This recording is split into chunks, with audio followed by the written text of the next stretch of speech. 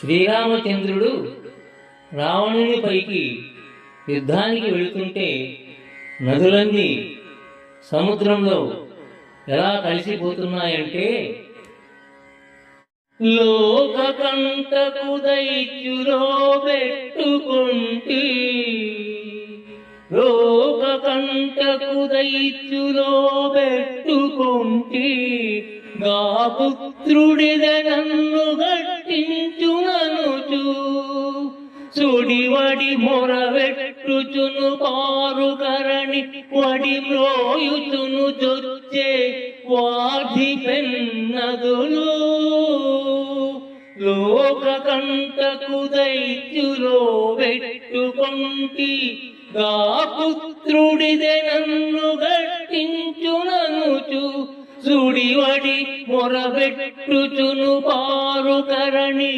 వడి మ్రోయుచును జొచ్చే వాధి పెన్నదులు.